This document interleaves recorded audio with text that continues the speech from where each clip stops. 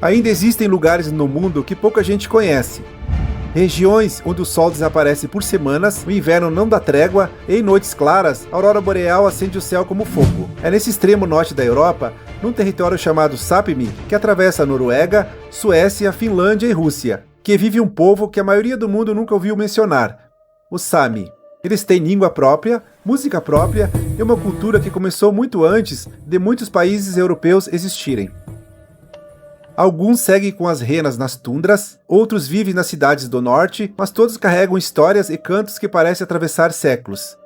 Esta é a história deles, uma história antiga, profunda que quase ninguém conta. No extremo norte do planeta, bem acima da linha onde as florestas conseguem sobreviver, existe uma região em que o frio não é apenas clima, é identidade. Ali, entre tundras intermináveis, fiordes esculpidos pelo gelo e rios que congelam como se o tempo parasse, o povo Sami desenvolveu uma das culturas mais resistentes e singulares da Terra. A história que levou seus ancestrais até essas terras começa logo após o fim da última era do gelo. As primeiras populações humanas chegaram ao extremo norte entre 9.000 e 7.000 anos atrás, vindas das grandes florestas do leste da Eurásia. Elas avançavam seguindo rios congelados, observando rastros, entendendo o comportamento do gelo, e carregavam algo mais valioso que armas, o conhecimento de sobrevivência. Milênios depois, entre 3.500 e 2.500 anos atrás, novas ondas migratórias vindas da região dos Urais e do rio Volga trouxeram línguas e práticas que se misturaram às populações já estabelecidas no norte. Foi da fusão desses grupos que surgiram os primeiros povos, que reconhecemos hoje como antepassados dos Sami. A rena tornou-se o centro de tudo. Parceria de sobrevivência, nunca apenas um recurso. Dela vinham alimento, vestimenta, abrigo, ferramentas e transporte. Seguir o rebanho significava seguir o ritmo da própria terra. Mas imaginar os Samis como único povo seria ignorar a riqueza de Sápmi. Eles sempre foram muitos. Os Sami costeiros liam o mar gelado com precisão impressionante. Sabiam onde estavam os cardumes de peixe, onde a água se tornava armadilha e onde o vento mudava de caráter. Os Samis das florestas viviam entre lagos profundos e rios escuros, sustentado por ciclos de pesca, caça e migrações sazonais. Os Sami das montanhas acompanhavam grandes rebanhos de renas por caminhos que eram conhecidos por muitas gerações, antes de qualquer mapa europeu existir. Apesar das diferenças, todos partilhavam um modo de ver o mundo no qual tudo é vivo. Montanhas, pedras, animais, águas, nada é objeto. Tudo tem presença, tudo tem espírito. Os Sami formavam um cosmo complexo dividido em 3 camadas. O mundo de cima, ligado à luz, o mundo do meio, onde vivem humanos e animais, e o mundo de baixo, onde forças ocultas repousam. Os Nuaidi, o xamã Sami, era uma ponte entre esses mundos. Usava o tambor, uma espécie de mapa cosmológico pintado com símbolos da Terra, e o Jolki, um canto ancestral que não descreve, ele evoca. Você não canta sobre alguém, você joica a pessoa, o lugar, o animal. É como chamá-lo ao mundo por poucos segundos. Por muito tempo, Sápmi permaneceu isolada do resto da Europa. O mundo do sul estava ocupado com reinos, guerras, expansão agrícola e comércio marítimo. O norte era visto como distante demais, frio demais, pequeno demais para despertar ambições. Mas isso começou a mudar entre os séculos XVI e XVII. A expansão dos reinos escandinavos avançou para o Ártico, levando soldados, comerciantes e, sobretudo, missionários cristãos. E a primeira fronteira que se ergueu não foi desenhada no mapa, foi desenhada na fé. Para muitos missionários, a espiritualidade Sami, seus tambores, rituais, jolkis e xamãs não era uma religião, era pura superstição, idolatria e feitiçaria. Assim começou um processo de conversão que não buscava um diálogo, buscava substituição. Em várias regiões, tambores xamânicos foram confiscados e queimados. Alguns Nuaidi foram perseguidos, julgados e presos. Há registro de muitas execuções, e essa repressão religiosa não veio sozinha. À medida que Noruega, Suécia, mais tarde a Finlândia, se consolidavam como estados nacionais, surgia uma ideia nova e poderosa. Para existir como país, era preciso uniformizar a população. Povos diferentes demais eram vistos como um problema a ser corrigido. Foi o início das políticas de assimilação. A partir do século XIX, a repressão se intensificou. A Noruega implantou a norueguização. A Suécia, suedificação.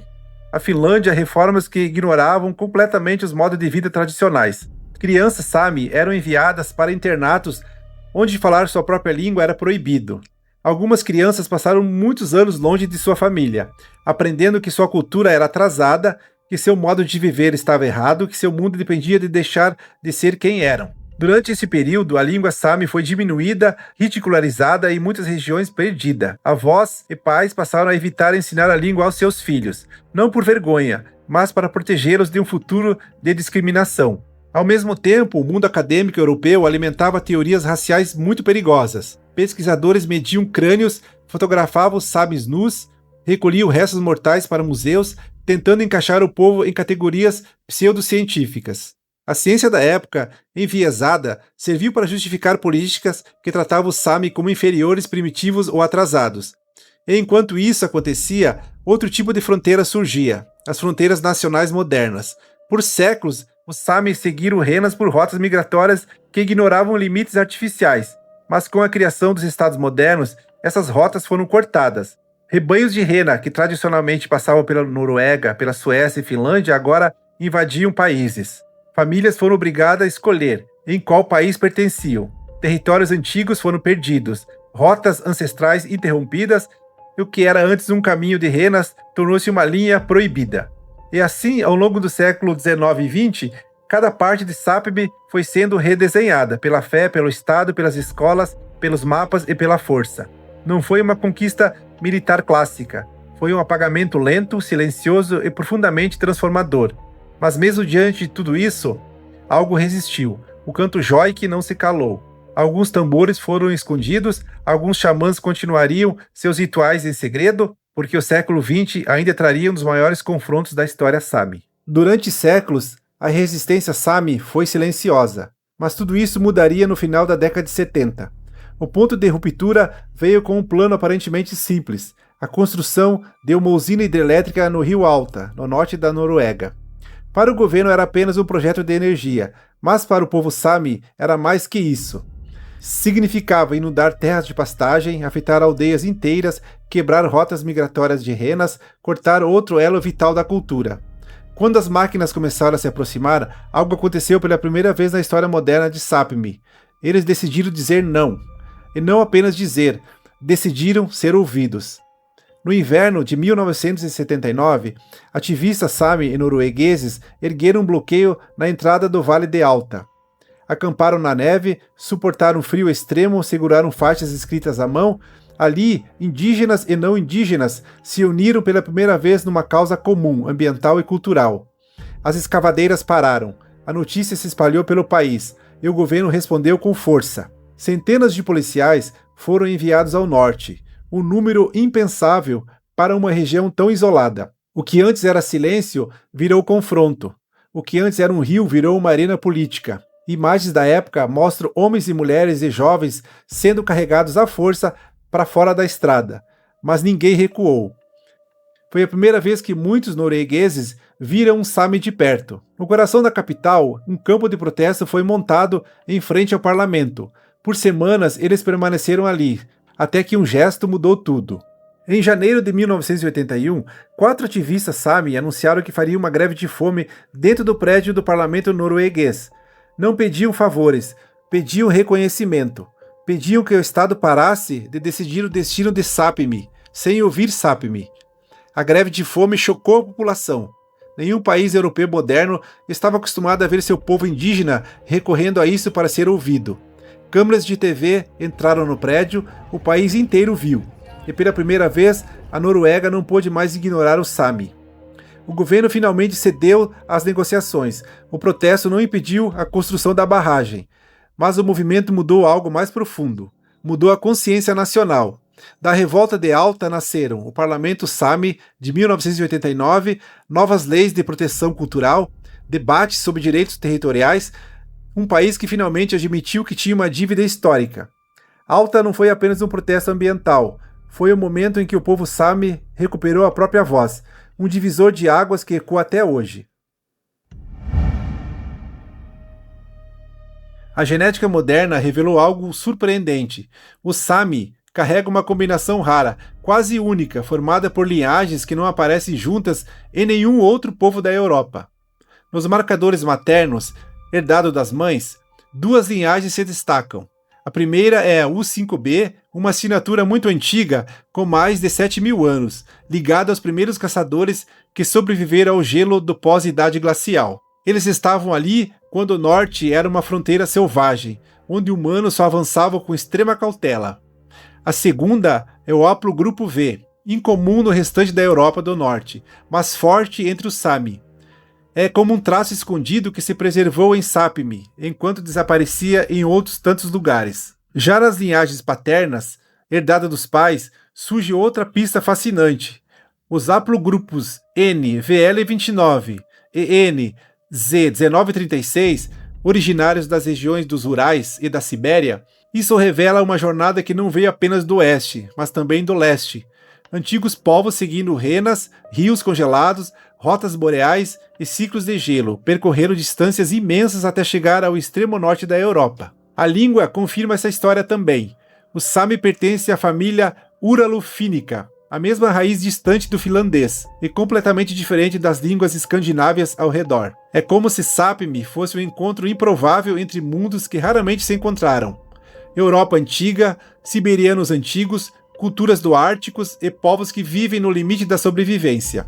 E dessa fusão nasceu algo singular, um povo que aprendeu a interpretar o gelo, ouvir o vento, seguir rebanhos, sobreviver ao mundo mais difícil do continente. A ciência, a arqueologia e a genética confirmam isso. Eles não são um capítulo da história da Noruega, da Suécia, da Finlândia ou da Rússia. Eles são uma história própria, uma linhagem que sobreviveu onde quase ninguém sobreviveria.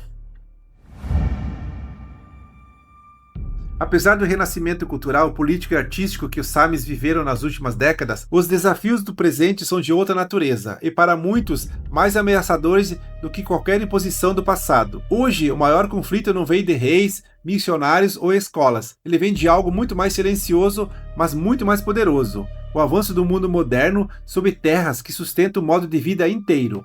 Em várias regiões de Sápmi, projetos enormes de mineração começaram a se expandir nos últimos anos. Para muitos governos, essas áreas são vistas como potenciais reservas de riqueza. Ferro, cobre, níquel, minerais estratégicos para baterias, energia e tecnologia. Mas talvez o maior desafio não venha nem de máquinas, nem de tribunais, venha do próprio clima. O Ártico, onde os Samis vivem, está aquecendo 2 a 3 vezes mais rápido que o resto do planeta. Inversões climáticas inesperadas transformam neve firme em camadas de gelo impenetrável, e as renas não conseguem mais acessar o alimento enterrado. Em alguns invernos, rebanhos inteiros morrem de fome. Enquanto isso, novos conflitos surgem nas cidades.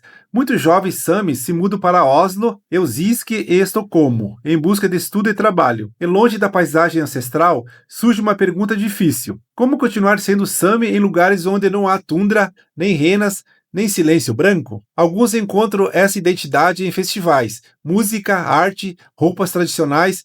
Outros lutam para reconectá-lo através da língua, da internet e de movimentos culturais. Mas todos, de alguma forma, sentem a mesma pressão, a de carregar uma herança que é muito maior que eles. Como fizeram no passado, eles continuam de pé. A luta se adapta, a paisagem muda, o mundo exige novas estratégias. E mesmo quando parece que tudo está contra eles, a cultura Sami encontra um jeito de continuar. A história ainda não acabou. Se você curtiu esse conteúdo e quiser se aprofundar mais, eu vou deixar algumas referências aqui abaixo nos comentários. Se puder se inscrever no nosso canal, deixar aquele joinha, isso ajuda o YouTube a divulgar melhor o trabalho. Valeu, brigadão!